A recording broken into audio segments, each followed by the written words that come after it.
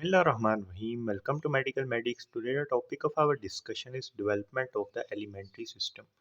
तो स्टार्ट करते हैं। सबसे पहले एलिमेंट्री सिस्टम की जब हम बात करते हैं तो इसके एक्सटेंड को जब हम डिस्कस करते हैं तो इसका एक्सटेंड बेसिकली हो रहा होता है माउथ टू द एनस, यानी ये एक्सटेंड कर रहा होता है from the mouth towards the anus,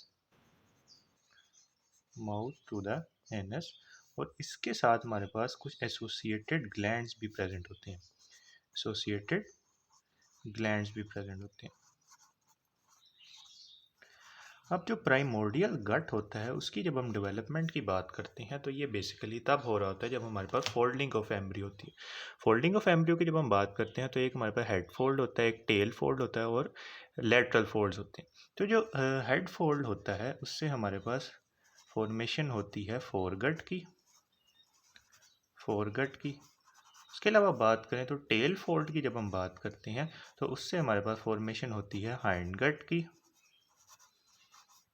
और लेटरल फोल्ड से हमारे पास फॉर्मेशन होती है, लेटरल फोल्ड से फॉर्मेशन होती है मिडगट की।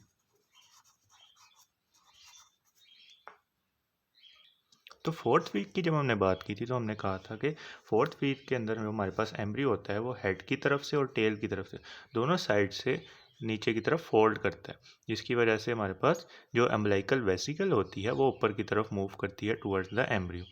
अब ये हेड फोल्ड है जो कि फोर ब्रेन की तरफ हो रहा है, और ये हमारे पास टेल फोल्ड है, जिसकी वजह से क्या होता है कि हमारे पास यहाँ पे फोरगट की फॉर्मेशन हो जाती है, यहाँ पे मिड गट की फॉर्मेशन हो जाती है और यहाँ पर हाइंड गट की फॉर्मेशन हो जाती है। उसके अलावा बात करें तो जो क्रेनियली हमारे पास प्राइमोर्डियल गट होती है उसको क्लोज किया होता है, हमारे पास जो ओरोफ्रेंजियल मेम्ब्रेन होती है वो क्रेनियली इसको क्लोज करती है, और कॉर्डली अगर हम बात करें तो हमारे पास जो क्लोएकल मेम्ब्रेन होती है वो इसको कॉर्डली क्लोज कर रही होती है। तो इसकी क्लोजर की बात करें तो क्रेनियली हमने कहा कि इसको क्रॉस कर रही थी, क्रेनियली ओरोफ्रेंजियल मेम्ब्रेन, ओरोफ्रेंजियल मेम्ब्रेन, और हमने कॉर्डली देखा कि इसको कॉर्डली हमारे पास क्लोज कर रही थी क्लोएकल मेम्ब्रेन, क्लोएकल मेम्ब्रेन। तो ये प्राइमोर्डियल गट की बात हुई। नेक्स्ट जो इसमें हमारे पास एपिथेलियम और ग्लैंड्स होती हैं वो हमारे पास बन रहे होते हैं from the endoderm of the primordial gut. उसके अलावा जो स्प्लैंक्निक मेसोडर्म होती है वहाँ से बन रही होती है, एक एंडोडर्म से बन रहे होते हैं, एंडोडर्म एंड स्प्लैंक्निक, स्प्लैंक्निक मेसेनकाइम से। तो ये हमने जनरल बात कर ली कि जो हमारे पास प्राइमोर्डियल गट होती है उसकी डेवलपमेंट कैसे होती है। नेक्स्ट हम शुरू करते हैं डेवलपमेंट ऑफ फोरगट। अब फोरगट की जब हम बात करते हैं तो फोरगट में हमारे पास कुछ कंपोनेंट्स आते हैं। फोरगट बेसिकली हमारे पास शुरू होता है प्राइमोर्डियल फेरिंग्स से, उसके अलावा लोअर रिस्पिरेटरी सिस्टम की डेवलपमेंट में इन्वॉल्व होता है, उसके अलावा एसोफेगस, स्टमक और ड्यूडिनम। अब ड्यूडिनम में कहाँ तक ये इन्वॉल्व होता है, जहाँ पे हमारे पास सेकंड पार्ट ऑफ ड्यूडिनम के अंदर बाइल डक्ट की ओपनिंग हो रही होती है वहाँ तक ये फोरगट एक्सटेंड कर रहा होता है। उसके अलावा इसके साथ एसोसिएटेड ग्लैंड्स जो फोरगट बनाते हैं उनको देख लेते हैं। सबसे पहले हमारे पास लिवर आता है, उसके अलावा जो बाइलरी ऑपरेटस आता है जिसमें hepatic duct, gall bladder, bile duct वगैरह आ जाती है, उसके अलावा पेंक्रियाज आ जाता है, वो हमारे पास फोरगट के डेरिवेटिव्स के अंदर आते हैं। उसके अलावा बात करें तो फोरगट को सप्लाई करने वाली जो आर्टरी होती है उसको हम बोलते हैं सीलियक आर्टरी, जो कि एंटीरियर ब्रांच होती है एब्डोमिनल अयोर्टा की।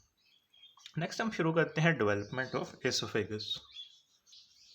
इसोफेगस की डेवलपमेंट को समझने के लिए ये वाली डायग्राम है कि ये हमारे पास है प्राइमोर्डियल फेरिंग्स। अब इस प्राइमोर्डियल फेरिंग्स के कोडल एंड से हमारे पास एक डाइवर्टिकुलम अपीयर होता है जिसको हम बोलते हैं रेस्पिरेटरी, यहाँ पे लेरिंजियोट्रेकियल डाइवर्टिकुलम। इस लेरिंजियोट्रेकियल डाइवर्टिकुलम की आगे जाके पार्टीशनिंग हो जाती है, इसके अंदर एक सेप्टम अपीयर होता है जिसकी वजह से क्रेनियली हमारे पास ट्रेकिया की फॉर्मेशन होती है और कोर्डली हमारे पास एसोफेगस की फॉर्मेशन होती है। अब इसको हम क्रॉस सेक्शन में कुछ इस तरह से देख सकते हैं जिसमें एंटीरियरली हम देख सकते हैं कि दो हमारे पास एक ये ट्यूब बन रही है और एक ये ट्यूब बन रही है। ये हमारे पास फेरिंग्स वाला पोर्शन है और ये हमारे पास आगे ट्रेकिया वाला पोर्शन है। अब यहाँ पे दो ग्रूव्स अपीयर हो रहे हैं, ये ग्रूव्स नीचे आके एक दूसरे के साथ फ्यूज़ कर देंगे, जिसकी वजह से एक सेप्टम की फॉर्मेशन हो जाएगी, और ये सेप्टम आगे जाके इन दो ट्यूब्स की फॉर्मेशन करवा देगा। पोस्टीरियरली एसोफेगस प्रेजेंट होगी और आगे की तरफ लेरिंजियोट्रेकियल ट्यूब प्रेजेंट होगी, या फिर ट्रेकिया प्रेजेंट होगा। तो इस तरह से हमारे पास एसोफेगस की डेवलपमेंट होती है।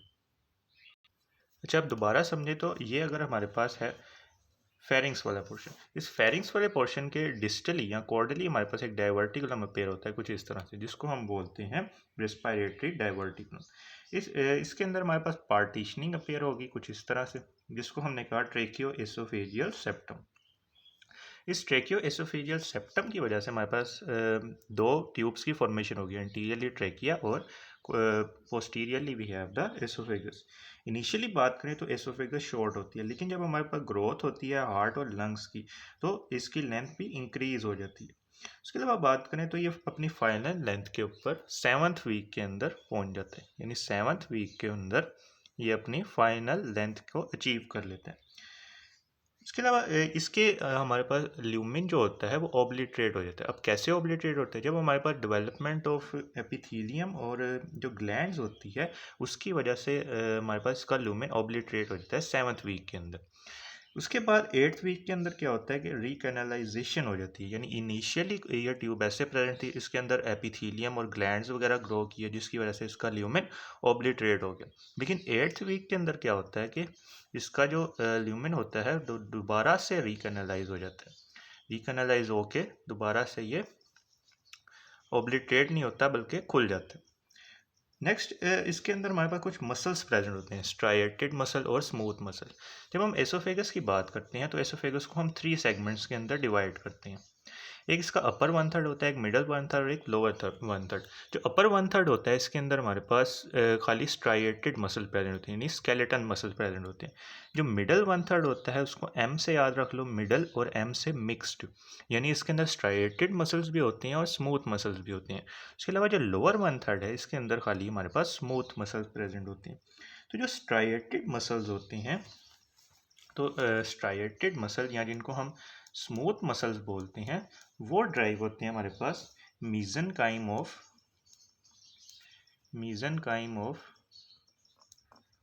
4th and 6th pharyngeal arches. तो striated muscle mesenchyme of 4th and 6th pharyngeal arches से ड्राइव होते हैं। उसके अलावा स्मूथ मसल्स की बात करें, स्मूथ मसल्स की जब हम बात करते हैं तो वो ड्राइव होते हैं स्प्लैंक्निक मीजनकाइम से,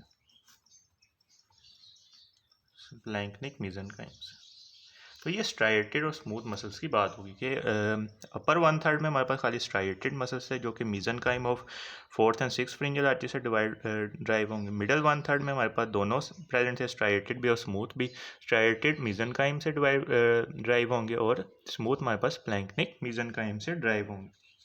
तो ये मसल्स की बात होगी। उसके अलावा बात करें तो जो दोनों टाइप्स के जो मसल हैं इनको हमारे पास branches of vagus nerve innervate कर रही होती है, या जिनको हम बोलते हैं cranial nerve number 10 which supply the caudal pharyngeal arches. ये हमारे पास कोडल जो फ्रिंजल आर्चिस होती हैं 5th to 6th, उसको ही सप्लाई कर रही होती है ना वेगस नर्व। तो ये मसल जो होंगे हमारे पास ये भी इसी से ड्राइव हो रहे हैं, तो इनको सप्लाई करने वाली नर्व भी हमारे पास कौन सी होगी? Vagus nerve. तो ये हमने बात कर ली development of oesophagus. Next part की वीडियो के अंदर हम डेवलपमेंट ऑफ स्टमक को देखेंगे। If you like this video then kindly share it with your friends and subscribe to my channel.